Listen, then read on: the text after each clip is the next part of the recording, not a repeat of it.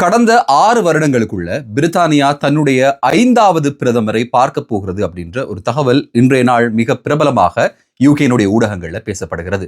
எதிர்வரும் வாரம் யூகேனுடைய பிரதமர் கியர் ஸ்டார்மர் தன்னுடைய பதவி விலகலை அறிவிக்க போகிறார். அது தொடர்பான தீவிரமான ஆலோசனைகள்ல ஈடுபட்டிருக்கார் அப்படின்ற ஒரு தகவல் லேபர் கட்சியிலிருந்து மட்டுமில்லாம அமெரிக்கா பக்கத்துல இருந்தும் வந்திருக்கு. டொனால்ட் ட்ரம்பினுடைய ட்வீட் மிக முக்கியமான ஒரு பேசு பொருளாக மாறி இருக்கு.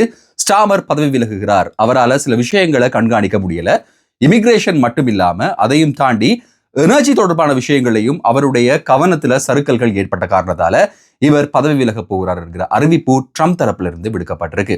லேபர் அரசாங்கத்தினுடைய 100க்கும் மேற்பட்ட எம்பிக்கள் பிரதமரை பதவி விலகுமாறு சொல்லி இருப்பதாகவும் இதற்கான ஒரு ஆலோசனையில பிரதமர் கியர் ஸ்டார்மர் ஈடுபட்டு வருவதாகவும் இவர் தன்னுடைய மனைவியோடு செக்கர்ஸில் இப்போது இது தொடர்பான ஆலோசனைகளை மேற்கொண்டு எதிர்வரும் வாரம், அதாவது திங்கட்கிழமை ஆரம்பத்திலிருந்து இந்த ரெசிக்னேஷனுக்கான ஒரு பிளானை கொடுக்க போகிறார் அப்படின்ற ஒரு தகவல் வெளியிடப்பட போகிறது. இதுல மிக முக்கியமான ஒரு விஷயம் என்ன அப்படின்னா, அடுத்த பிரதமர் யார், இந்த பிரதமருடைய முடிவுகள் மைக்ரன்ஸை எப்படியாக பாதிக்கும், யூகேல இப்போ இருக்கக்கூடிய இந்த மைக்ரேஷன் பிரச்சனையை பார்க்கக்கூடிய அதை கொண்டு போகக்கூடிய ஒரு அடுத்த பிரதமர் வருவாரா அப்படின்ற ஒரு கேள்வி மிக முக்கியமான கேள்வியாக முன்வைக்கப்படுகிறது.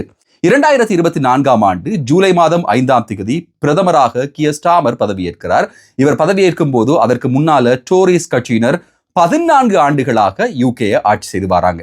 14 ஆண்டுகள் மக்களினுடைய நன்மதிப்பை பெற்ற டோரிஸ் கட்சியை தோற்கடித்து ஸ்டார்மர் வரலாற்றில் மிகப்பெரிய வெற்றியை 2024 ஆண்டு பதிவு செய்கிறார். இதற்கு முன்னால் உங்களுக்கு ஞாபகம் இருக்கும், 2019 ஆண்டு கோவிட் வந்த காலப்பகுதியிலையும் இந்த 2019க்கும் 2022க்கும் இடைப்பட்ட காலப்பகுதியில போரிஸ் ஜான்சனுடைய ஆட்சியில மிகப்பெரிய குளறுபடிகள் இருந்தது அப்படின்றதுனால 2022 ஆண்டு லிஸ் ட்ரஸ் பிரதமராக பதவியேற்கிறார். ஆனால் லிஸ் ட்ரஸால வெறும் 49 நாட்கள் மாத்திரம்தான் யூகேயை ஆள முடிந்தது.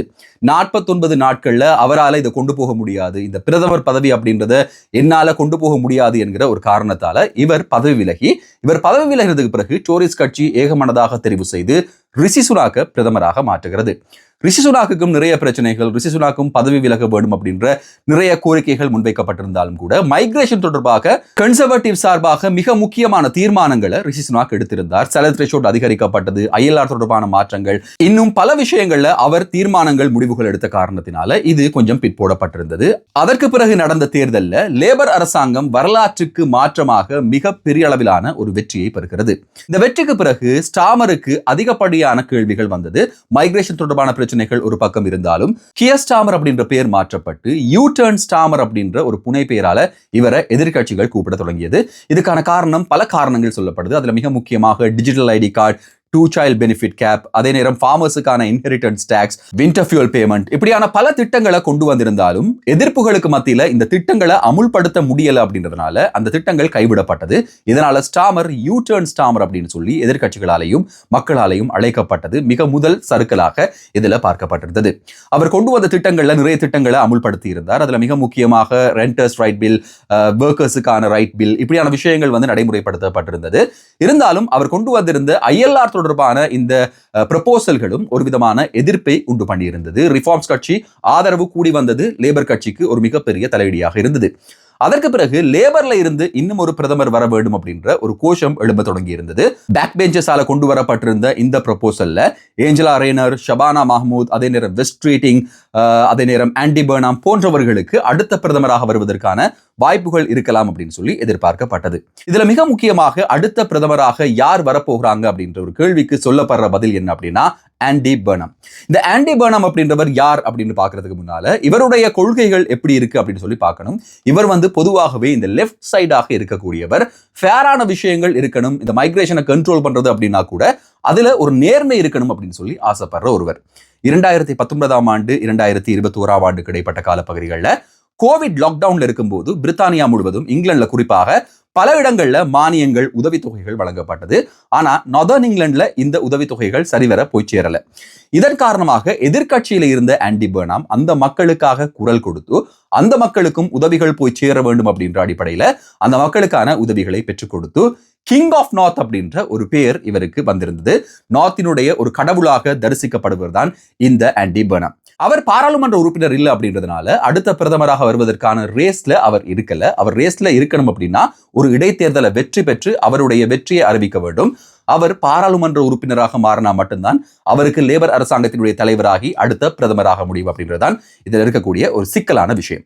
மாக்கஃபீல்ட்ல அண்மையில் நடைபெற்ற இடைத்தேர்தலில் லேபர் கட்சி சார்பாக களமிறங்கி ரிஃபார்ம்ஸை படுதோல்வி அடைய வைத்து ஆண்டி பர்னாம் வரலாற்றில் மிக முக்கியமான ஒரு வெற்றியை பெற்றிருந்தார். இந்த வெற்றிக்கு பிறகு பாராளுமன்றத்துக்கு வந்த ஆண்டி பர்னாம் அடுத்த பிரதமராக வரக்கூடியவர் அப்படின்னு சொல்லி எதிர்பார்க்கப்படுகிறது. ஒரு தேர்தல் நடந்து அடுத்த பிரதமர் தெரிவு செய்யப்படுவாரா, இல்ல அடுத்த பிரதமர் தெரிவு செய்யப்படுறதுக்கு ஸ்டாமர் தரப்புல இருந்து என்ன செய்யணும் அப்படின்ற ஒரு மிக முக்கியமான கேள்வி உங்களுக்கு வரலாம். இது எப்படி ஆகுது அப்படின்னா, சாதாரணமாகவே இப்போ மிக பெரும்பான்மையாக லேபர் அரசாங்கம் பாராளுமன்றத்தில் இருக்கு. கிட்டத்தட்ட 400க்கும் மேற்பட்ட சீட்கள் இருக்கு அப்படின்ற காரணத்தினால இப்போதைக்கு மெஜாரிட்டியில எந்த விதமான ஒரு பிரச்சனையும் கிடையாது. ஸ்டாமர் தான் பதவி விலக போகிறேன் அப்படின்னு சொன்னா அவர் தன்னுடைய பதவி விலகும் கடிதம் ரெசிக்னேஷன் லெட்டரை மன்னர் சார்ல்ஸிடம் கையளிக்க வேண்டும்.